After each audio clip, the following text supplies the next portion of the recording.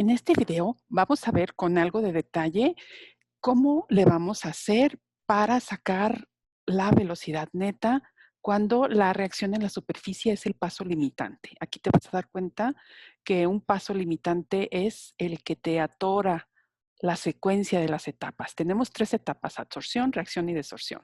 Un paso limitante es el que se vuelve lentón comparado con los otros, ¿correcto? Entonces, en este caso, si nosotros tenemos absorción, reacción en la superficie y desorción, ¿ok? Cuando decimos que la reacción en la superficie es el paso limitante, estamos diciendo que esto es lento y esto es rápido. Eso es importante que lo tengas en mente. ¿Por qué? Porque cuando nosotros tenemos que la velocidad de la reacción es muy rápida, eso quiere decir que las constantes son muy largas. Las constantes de la absorción y las constantes de la desorción son muy grandes comparadas con la constante de la reacción. ¿Ok? En el paso de la reacción limitante, a mí me gusta pensar, no sé tú, a mí me gusta pensar que este paso lento es como una ancla que me está retrasando, me está atorando el camino y los otros se ve que van rapidísimos. Ahora, ¿qué quiere decir que algo se vea muy rápido? Mira lo que está puesto aquí. Cuando tú empiezas a comparar qué es lo que sucede cuando algo se va muy rápido, fíjate lo que está puesto aquí. Si tú tienes que una velocidad es muy rápida, es porque dijimos ya que la constante es grande. Pero entonces, si tú tienes la expresión para la velocidad, que diga, por ejemplo, R de A, la velocidad de absorción es igual a la K de A por, qué sé yo, concentración de A absorbida menos 1 sobre, menos concentración de B absorbida entre la constante de equilibrio. Por ejemplo, si K de A es muy grande, es mucho más grande que K, de la velocidad de la reacción, se supone que entonces esa K también podría ser mucho más grande que 1. Y este es un gran se supone, pero normalmente funciona. Perdón. Si esto es correcto, R de AD entre K de A, que es mucho mayor que 1, necesariamente tiende a 0. Y eso es lo que estás viendo aquí de este lado. ¿Ok? Eso es bien importante, porque eso es como que el corazón de hablar de velocidad de paso limitante. Bueno, cuando tú haces eso, te vas a dar cuenta que nosotros necesitamos trabajar con esta ecuación, porque si esta es la que me está limitando la velocidad, esta va a ser mi ecuación de trabajo. Pero así como está esta ecuación está en función de esta especie y de esta especie. Las especies que te acabo de señalar son especies que no se pueden medir. Entonces, necesitamos necesariamente tener concentraciones de las especies que no se pueden medir en función de especies medibles.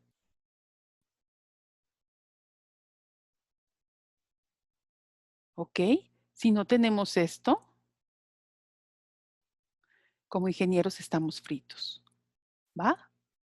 Ahora, ¿de dónde sacamos esto? Bueno, pues nosotros nos tenemos que poner a pensar que si la reacción en la superficie es el paso limitante, pues entonces de aquí y de aquí, de la absorción y de la desorción, vamos a tener las ecuaciones que me van a ayudar para encontrar estas relaciones, ¿de acuerdo?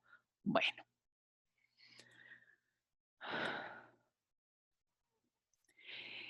Cuando vimos la absorción, nos dimos cuenta que con la absorción nosotros encontrábamos una relación de este tipo.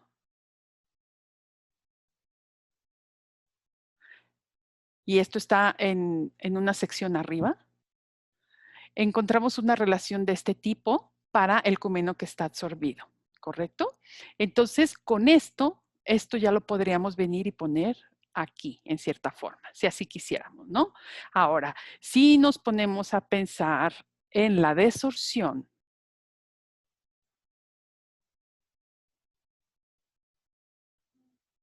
fíjate que tenemos esta ecuación que está aquí y entonces esta ecuación podríamos venirla y pensar que nos va a servir para allá, ¿ok? De la misma manera. Entonces, recuerda por favor que si tú vas a utilizar el concepto de paso limitante, va a ser para poder encontrar las concentraciones en términos de presiones parciales que sí se puedan medir. Y decimos que la absorción y la desorción divididas entre sus constantes son prácticamente cero. Y esta es la parte que quiero estresar mucho, porque como estamos diciendo que son pasos muy rápidos, luego cuando le pones el cero dices, oh, bueno, pues no dijimos que eran muy rápidos. Sí, insisto, son muy rápidos porque, como te estoy señalando aquí,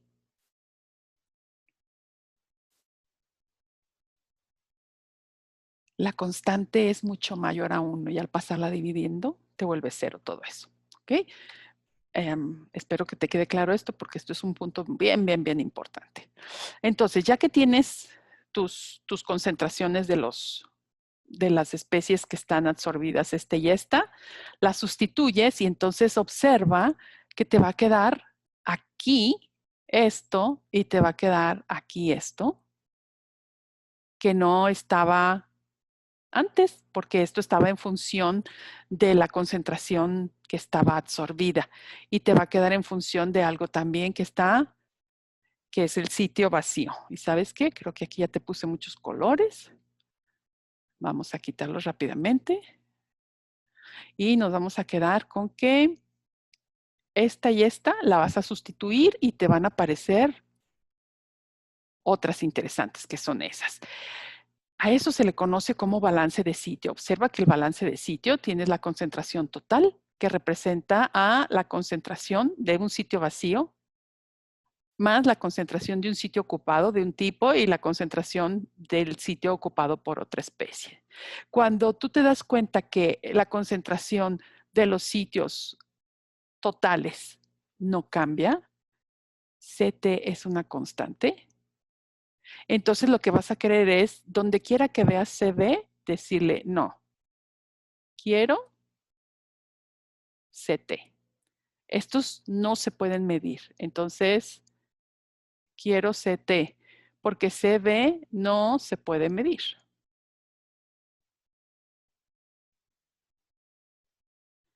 No se puede medir porque está cambiando constantemente la manera como se ocupan los sitios activos en el catalizador. Cuando tú haces un poquito de álgebra y sustituyes las concentraciones de las especies absorbidas, entonces te das cuenta que puedes despejar, y esto es bien importante, despejas la concentración de sitios vacíos en función de la de los totales, de presiones que sí se pueden medir y de constantes que se pueden evaluar. Entonces, cuando tú sustituyes y tienes esto relacionado con esto, fíjate que ya se puede tener una ley de velocidad cuando la reacción es limitante. Y entonces, pues esto está muy interesante porque aunque tú creas que se ve como que muy horrible, te la voy a ir explicando poco a poquito, ¿ok? Vamos a empezar despacito. Mira, este pedacito que ves aquí es un montón de constantes. Le vamos a llamar K, minúscula. Esta es la concentración de sitios totales, ¿ok? Este es K minúscula, va. Si te fijas este pedacito de aquí, esto es como si fuera la reacción hacia la derecha. Aquí tienes un signo negativo y todo esto es como si fuera la reacción hacia la izquierda, ¿te fijas? Esto está dividido entre la K de equilibrio. Entonces te está diciendo que el numerador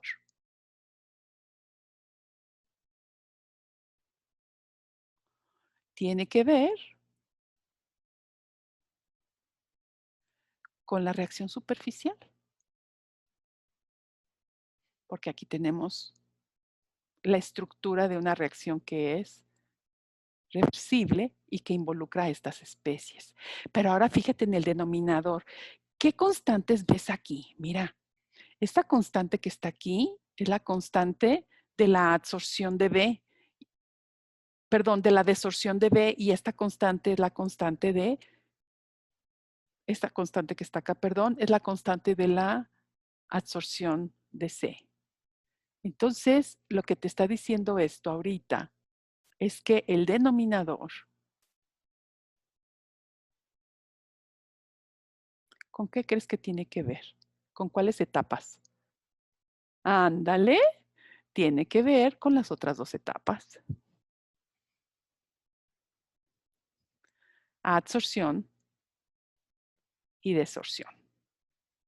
Entonces, si tú te acuerdas cuando vimos aquella gran fórmula para sacar las concentraciones, para no hacer tablas estequiométricas, ¿te acuerdas? Bueno, pues entonces la gran fórmula, la forma general de la ley de la velocidad de una reacción catalizada es esta. Tienes la velocidad, va a ser un quebrado.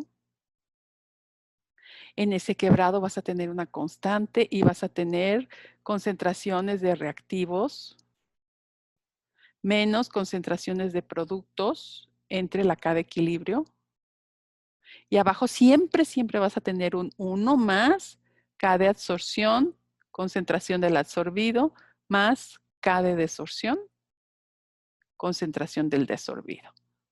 Esta es una forma general que tú poco a poco la vas a ir distinguiendo, pero conviene que la veas, así como ya sabemos que Y igual a MX más B, cuando lo voy a ver en una línea, este es X, este es Y, este es B y este es M, así me gustaría que voltearas a ver esta forma general.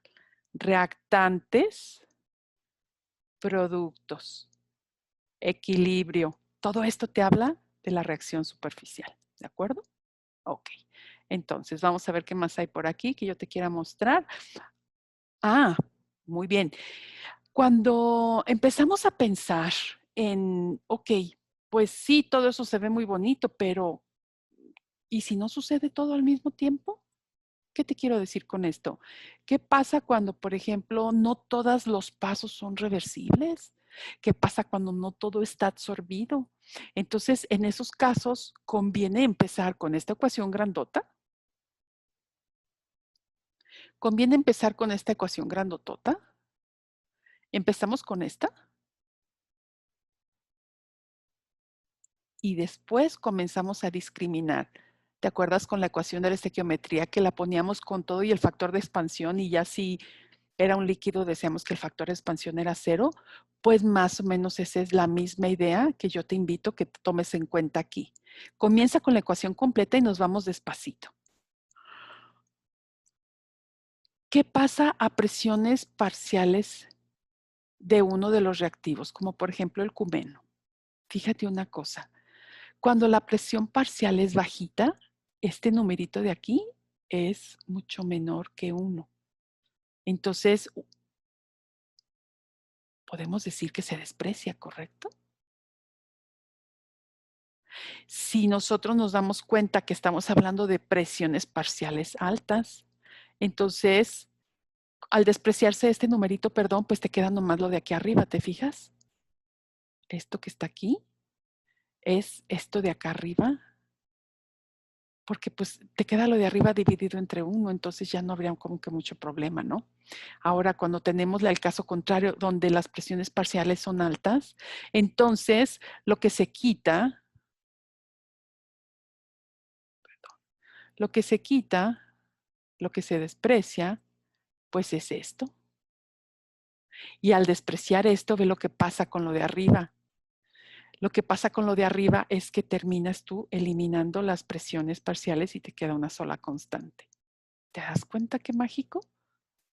Es cuestión de empezar a ver con cuidado.